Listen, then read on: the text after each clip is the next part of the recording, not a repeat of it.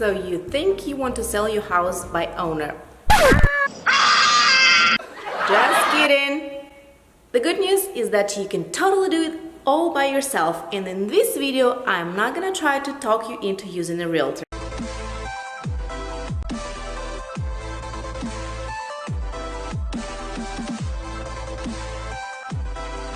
Hi, my name is Elenakovrigin. I am a local realtor with Coldwell Banker King here in Asheville, North Carolina. Real quick, please click that subscribe button and a little bell so that you get notified every time I post a new video, and I do it every week. So do it. Click the subscribe button. So, for sale by owner, huh? Alright, in this video I'm gonna give you 10 different tips and things to think about when you decide to sell your house all by yourself. So stick around. Number 1, it is never too early to get your house show ready. Start early by packing your belongings, decluttering and depersonalizing your space. I usually go with my clients room by room and tell them exactly what they need to do and what they need to get rid of. This is also a great time to tackle your honey to-do list. I believe that's what it's called in some households. Keep in mind that some renovations will not pay off as much as you would like to think. Number 2, paperwork. Unfortunately, when you're buying or selling a house, there's a lot more paperwork involved than buying your groceries. Whether you want it or not, you might want to get familiarized with a contract to purchase and a couple of the disclosures that are mandatory in the state of North Carolina. Every seller, whether they're selling by owner or with a realtor, must provide 2 forms to the buyer at the time of the offer. The first form is mineral oil and gas disclosure, and the second form is residential property disclosure statement. Legally, no one can fill those forms out for you but you, the seller. I, as a realtor, cannot fill out those forms for my clients. I guide my clients through those forms, explain them what they mean, what the questions mean, and answer their questions. But legally, I cannot do that for them. So you, as a seller, will have to fill those forms out all by yourself. Number 3, professional photography and/or aerial pictures and videos. Have you thought about how you're gonna market your property? You want to put your best foot forward when your house goes on the market. Professional photography is one of the best ways to do that. Also, do you want to invest in aerial photos and videos? Drone pictures are becoming very popular, so you might want to think about that as well. In this case, you would need to find a real estate photographer. Those are the people who do this kind of stuff all day, every day. They know what to do. You can trust them to have the best possible pictures of your house. Number 4, pricing. Please remember 3 things. The price of the house that you decide to sell your house at does not depend on what your neighbors and your friends and your family think that it should be priced at. It does not depend on what you paid for your house when you bought it, and it does not depend on how much proceeds you need to get after the sale of the house. Since you don't have a realtor or real estate agent help you come up with a asking price for your house, you might want to think about maybe hiring a professional appraiser. That way you know how much you can ask for your house. If your house is priced too high, number 1, you might not get any showings or anybody interested even in coming and looking at your house.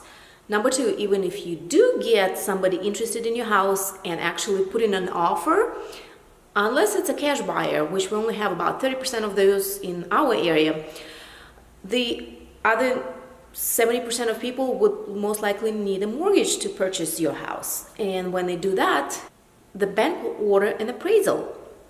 And if the appraisal comes back with a lower price than what you're asking for your house, then the buyer will most likely gonna have to renegotiate the price or gonna have to walk away. So far so good? Does selling your house sound like a very stressful event? Say yes or no in the comments. Number 5, marketing. Have you thought about how and where you're gonna expose your house to the most possible buyers? Are you gonna do online advertising? Are you gonna do newspaper ads? Are you going to do Facebook ads? Do you plan to do mailers and send out cards to potential buyers who might be thinking about buying a house in your area? There's a lot that goes into marketing your house, and you need to be ready to spend resources and time to be able to do that. Number 6, open houses. Kind of goes along the same lines as marketing or continuous marketing of your house. So let me just tell you a little bit how I do my open houses. I place a Facebook ad a few days before, alerting people in the area who might be interested in this house that an open house will take place on a certain date at a certain time, and this is what's going to be offered there, like snacks or refreshments. Then the day off, I wake up very early and I put out about 25 to 30 signs along the major roads and intersections going to the house. That way, when people drive by, they can notice those signs, and the more the better, and they can just stop by anytime the open house is happening. You might want to invest in buying those open house signs and putting them not just at the yard, but maybe at a few different intersections leading to your house. One thing to keep in mind, when you put those signs along the road, don't get run over. It's kind of dangerous, but again, the idea behind the open house is that you want as many people, as much traffic, go through your house, see the house, exposed to your house, and potentially fall in love with your house. Number 7, security. Not something that you should take lightly. We live in a crazy world, as we all know, and when you start marketing your house, you expose your house to all these people and you show the insides of your house by putting all those pictures that you have taken or you have hired somebody to take for you. We, as realtors, put lock boxes on our properties, on our listings, and whenever another agent opens the door, and that's pretty much the only way they can get the key from those lock boxes, I know exactly what time they open the door and who opened the door. So there's really no chances of somebody random just showing up and trying to open the house and look at it. But when you sell your house by owner, you're gonna have to kind of filter through those potential buyers, interested people. We know that you're in there and that you're all alone. Just be very careful who you let inside of your house. So I recommend having at least 2 people in the house when somebody comes and looks at the house. Go to the count of 10 to get your ugly, yellow, no good keister off my property before I pump your guts full of lead. All right, Johnny, I'm sorry. I'm going. 1, 2, 10. Number 8, buy a pre-qualification. There will be a number of people who are willing and ready to buy a house, and that's great. And there will be also a number of people who will be willing but not so ready. How are you going to pre-qualify them? You're going to make sure that this particular buyer who wants to put an offer on your house is pre-qualified. You do not want to deal with people who are not qualified to buy a house. You'll waste a lot of time with them and they will cause you a lot of stress. You don't even want to go there. You don't. Trust me. Number 9, inspections and negotiations. Why did you think I mentioned those 2 things together? Well, negotiations happen in the beginning when 2 parties agree on all the terms, including the price, and then the second round of negotiations can happen after the inspections are done. When the buyer and the inspector find something wrong with your house, they will probably come back to you and try to renegotiate either the asking price or some terms of the contract. So be prepared to that and be prepared to handle those negotiations because that can be very stressful. Number 10 is contract and closing.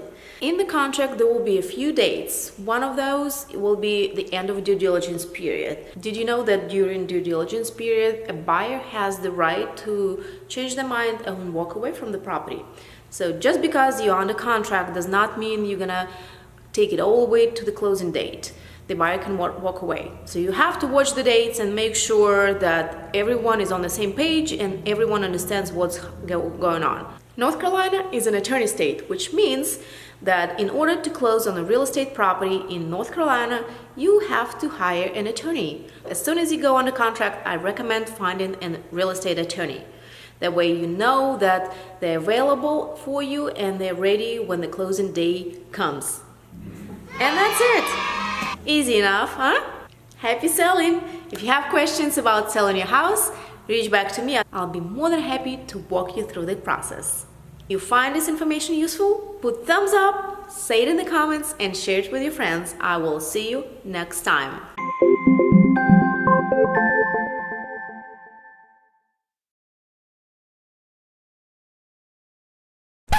So, for sale by owner, will give you the